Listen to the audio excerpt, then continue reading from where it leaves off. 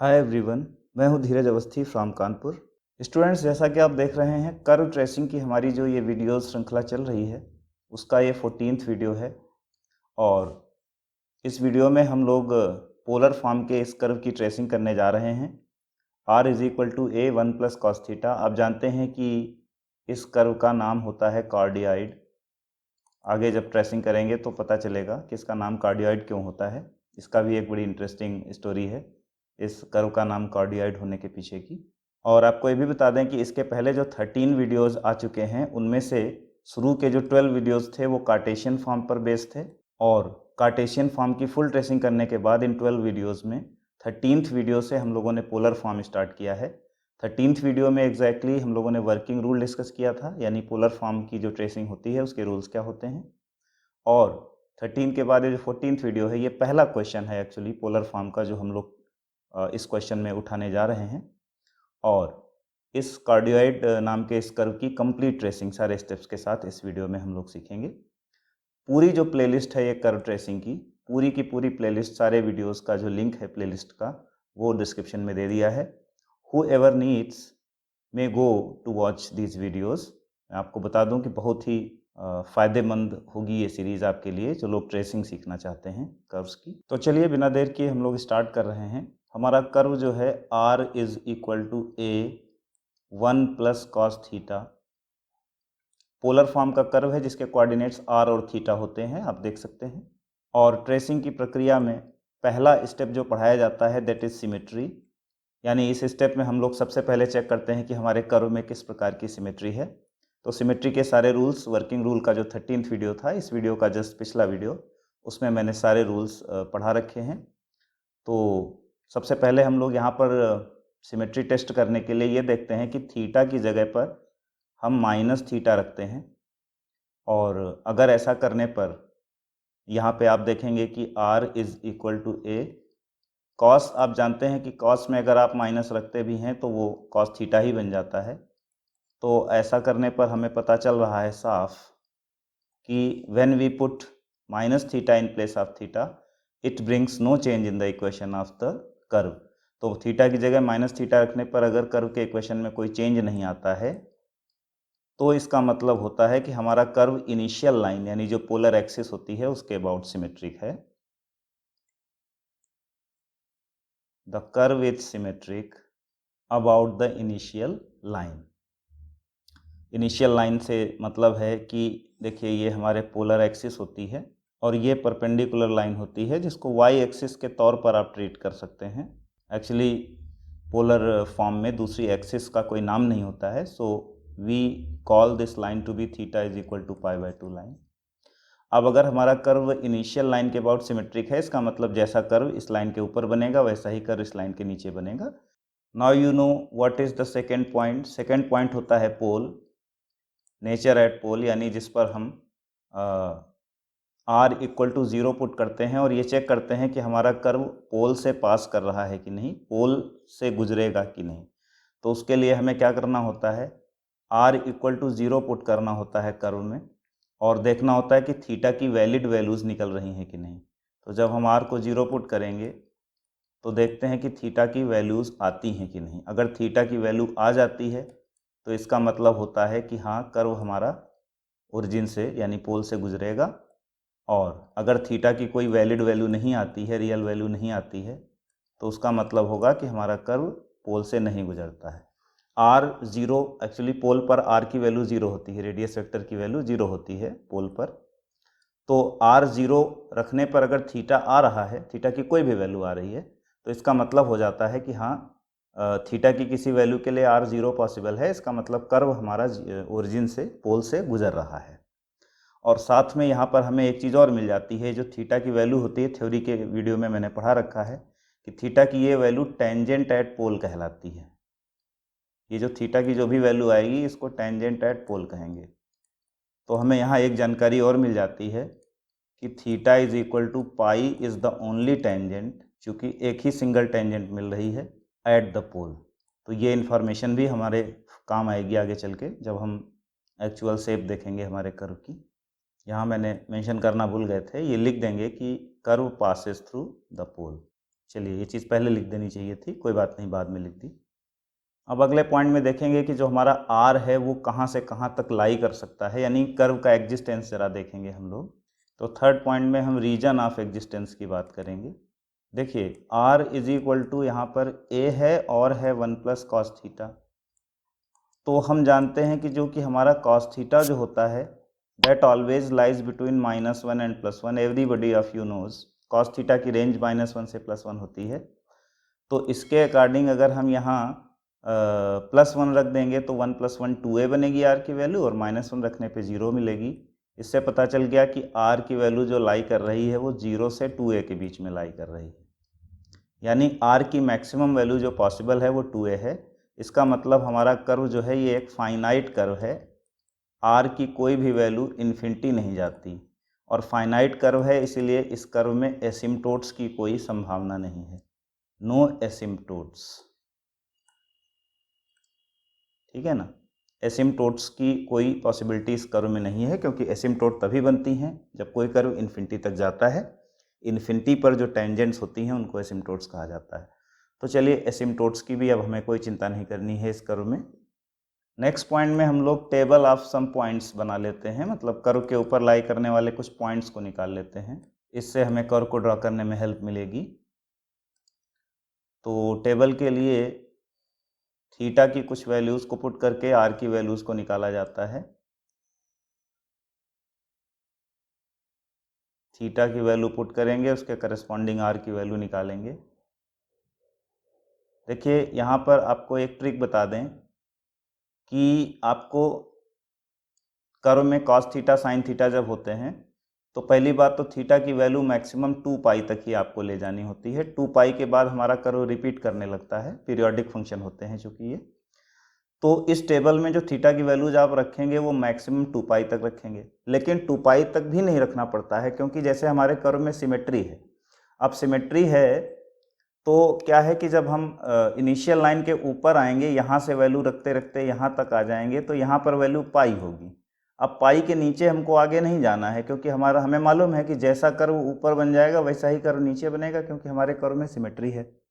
तो हमें पता चल गया कि यहाँ पर हमें केवल 0 से पाई तक की वैल्यूज़ का इन्वेस्टिगेशन करना है। पाई के आगे जाने की क्या ज़रूरत है, सिमेट्री के कारण हमारा दूसरी तरफ का कर्व अपने आप बन जाएगा। तो सिमेट्री का लाभ उठाएंगे अगर इस कर्व में हम लोग पाई तक की वैल्यूज़ रखेंगे। तो देखिए सबसे पहले तो हम लोग 0 वैल्यू रखेंगे थीटा की, उसके बाद π/3 वैल्यू रख लेते हैं जिस पर हमें cos थीटा की वैल्यू आसानी से मिल जाए। उसके बाद अगली वैल्यू हम लोग रख लेते हैं π/2, और π/2 के बाद जो अगली वैल्यू है वो रख लेते हैं हम लोग 2π/3, और एक वैल्यू अभी और रखनी चाहिए हम लोग को, दैट इज़ पाई। तो ये 5 वैल्यूज़ हमको यहाँ पे निकालनी है। अब 0 पर आप जानते हैं इसकी वैल्यू 2a होती है। π/3 यहाँ रखेंगे तो वैल्यू आएगी 1/2 + 1 दैट इज़ 3/2a, 3a/2। π/2 रखने पे 0 हो जाएगा और ये वैल्यू a आ जाएगी। उसके बाद 2π/3 पर -½ होता है तो ये a/2 ½ a आ जाएगी, और पाई पर आपको मालूम है cos π -1 तो r की वैल्यू 0 हो जाएगी। अब इन वैल्यूज़ के हेल्प से देखिए हम एक रफ आइडिया लेते हैं अपने कर्व का। जब हमारा थीटा 0 है तो r की वैल्यू मैक्सिमम है और दैट इज़ 2a। उसके बाद π/3 जब एंगल आता है तो वैल्यू 3a/2 है, यानी समथिंग π/3 जब एंगल होगा हमारा तो वैल्यू 3a/2 आएगी। ठीक है ना। उसके बाद π/2 पर वैल्यू 3a/2 से कम हो जाती है, a हो जाती है, यानी वैल्यू कुछ यहाँ पर आ जाएगी। और उसके बाद जब आगे बढ़ते हैं 2π/3 पर तो वैल्यू और कम हो जाती है। 2π/3 पर वैल्यू आ जाती है, r की वैल्यू आ जाती है ½ a की भी आधी वैल्यू आ जाती है, और उसके बाद आके 0 हो जाती है। तो अगर इन 5 वैल्यूज़ को हम थोड़ा सा इनका पैटर्न देखें तो वो पैटर्न इस तरीके का आता हुआ नज़र आ रहा है, यहाँ से ऐसे। ये एरोज़ के माध्यम से आप देखिए कि हमारा कर्व किस तरीके से अपनी शेप लेता हुआ यहाँ इस 0 पे आके गिरेगा। तो हमको एक रफ आइडिया मिल गया है अभी अपने कर्व की शेप का, कि कुछ इस तरीके का आधा कर्व हमारा होगा।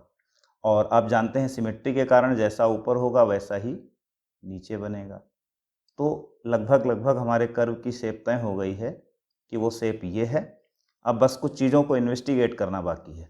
जैसे यहाँ पर हमारा कर्व आके जो यहाँ ओरिजिन पे मिलेगा तो ये बिल्कुल यहाँ टेंजेंट हो जाती है पाई। पाई का मतलब होता है, आप देख सकते हैं पाई एंगल का मतलब होता है यही एंगल हमारा पाई है, 180 डिग्री का एंगल पाई है। तो यहाँ पर जो टेंजेंट है हमारी वो एग्जैक्टली ये जो एक्सिस है इसकी अपोजिट डायरेक्शन वाली जो लाइन है यही हमारी थीटा इज इक्वल टू पाई, यानी जो टेंजेंट है ये जस्ट हॉरिजॉन्टल टेंजेंट बनेगी, तभी हमारा कर्व आके ऐसे टर्न ले रहा है यहाँ पे। ठीक है, बिल्कुल स्मूथली ये पैरेलली आके यहाँ पे ओरिजिन पे गिरेगा। और दूसरी चीज़ जो इन्वेस्टिगेट करनी है वो ये है कि इस जगह पर सिचुएशन क्या होगी। देखिए पूरी बात करते हैं, आधी अधूरी बात नहीं करनी है। कहीं ऐसा तो नहीं कि यहाँ पर आके ये दोनों ऐसे टकराते हों कि यहाँ कोन जैसी स्थिति बनती हो, ये कोन जैसा बनेगा, या फिर इस जगह पर स्मूथली आके ये ऐसे स्मूथ सिचुएशन होगी। मतलब स्मूथ सिचुएशन तब होगी जब यहाँ टेंजेंट वर्टिकल हो। यहाँ पर आप देख सकते हैं कि टेंजेंट ऐसे तिरछी आएगी, तो टेंजेंट के माध्यम से ही ये चेक किया जाता है कि यहाँ स्थिति क्या होगी। तो बस आखिरी पॉइंट जो हमारी इन्वेस्टिगेशन का है इस कर्व में, शेप तो लगभग हमें पता चल ही गई है, बस ये टेस्ट कर लेते हैं कि इस पॉइंट पर ये कोनिकल सिचुएशन है या ये स्मूथ राउंडेड सिचुएशन है। अगर राउंडेड की ज़्यादा पॉसिबिलिटी है, वैसे भी आप कर्व जानते हैं कार्डियोइड ये राउंडेड ही होता है, लेकिन हम आपको करके दिखाते हैं तसल्ली करने के लिए कि राउंडेड है कैसे। तो इस जगह हमें टेंजेंट की इन्वेस्टिगेशन करनी पड़ेगी, और उसके लिए मैंने वर्किंग रूल के वीडियो में एक फार्मूला बताया था। टेंजेंट की स्लोप को चेक करने के लिए फार्मूला बताया गया था tan phi is equal to r d theta by d r, या इसे ऐसे भी लिख सकते हैं r upon d r by d theta. तो एक काम करिए, आर तो हमारे पास है a one plus cos theta, और d r by d theta यानी इस जो हमारा कर्व है इसका थीटा के रिस्पेक्ट में आप डिफरेंशियल कर दीजिए, तो ये आ जाएगा माइनस ए साइन थीटा। तो -1 plus cos theta upon sine theta. अब आगे फर्दर इसको आप सॉल्व ना करिए, क्योंकि हमें पता है कि हम चेक कहाँ पर कर रहे हैं। जिस पॉइंट पर हम इन्वेस्टिगेशन कर रहे हैं इस पॉइंट पर थीटा हमारा 0 है, तो सीधे थीटा इसमें 0 डाल दीजिए तो उसी से पता चल जाएगा। तो cos 0 1 होता है और sin 0 0 होता है। अब आप देख सकते हैं कि नीचे 0 है तो ये वैल्यू इन्फिनिटी आ रही है, और इन्फिनिटी tan की वैल्यू इन्फिनिटी होने का मतलब होता है कि जो फाई एंगल है वो 90 डिग्री है, 90 डिग्री पर ही tan इन्फिनिटी देता है। और इसका मतलब हो गया कि हमारी टेंजेंट जो है वो वर्टिकल है, उसकी स्लोप 90 डिग्री आ रही है। यानी अगर ये कोनिकल सिचुएशन होती तो जो टेंजेंट होते, पहली बात तो वो 2 होते, इसको नोड कहते हैं इस पॉइंट को, आपको मालूम होगा। अगर नोड की सिचुएशन होती तो 2 टेंजेंट होते, एक ना होता, और उनकी स्लोप जो है वो कुछ और होती, ना कि 90 डिग्री होती। तो चूँकि यहाँ पर स्लोप 90 डिग्री आ रहा है, इससे कन्फर्म हो गया कि यहाँ पर वर्टिकल वाली ही टेंजेंट पॉसिबल है। और अगर वर्टिकल टेंजेंट है तो इस जगह पर हमारा कर्व यूँ राउंडेड होगा, तभी उसकी टेंजेंट वर्टिकल होगी। यानी जो कार्डियाइड कर्व होता है वो इस जगह पर राउंडेड से शेप लिए होता है, और इस तरीके का ये सिंघाड़े का जो आकार होता है यही कार्डियाइड की शेप होती है। और इसको कार्डियाइड क्यों कहते हैं? क्योंकि आप लोग जानते हैं कि हार्ट का शेप भी यही होता है। तो हार्ट का शेप ऐसा होने के कारण, और हार्ट वर्ड से कार्डियक वर्ड बनता है, और कार्डियक वर्ड से ही कार्डियोइड इस कर्व का नाम रखा गया है।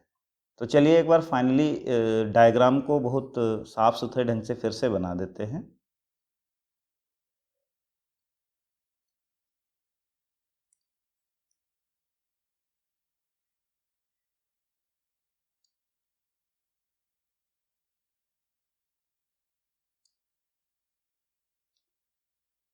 ये हमारी कार्डियोइड होती है, ये theta is equal to pi by 2 line है, ये इनिशियल लाइन है जिसको आप थीटा इज इक्वल टू 0 भी कह सकते हैं। ओरिजिन या पोल हमारा ये है, और यहाँ पर जो टेंजेंट एट ओरिजिन होती है वो ये इसी लाइन को ओवरलैप करेगी, ग्रीन कलर से मैं बना दे रहा हूँ। ये टेंजेंट एट ओरिजिन है जिसको थीटा इज इक्वल टू पाई कहा गया था। और जो पॉइंट्स हैं वो कर्व के ऊपर बनाना ज़रूरी नहीं होता है। ये जो वैल्यू है यहाँ पर ये 2a है, ये जो r की लॉन्गेस्ट वैल्यू है दैट इज़ 2a, और यही हमारा कार्डियोइड है। और बहुत आसानी से इस कर्व की ट्रेसिंग आपने कर ली है।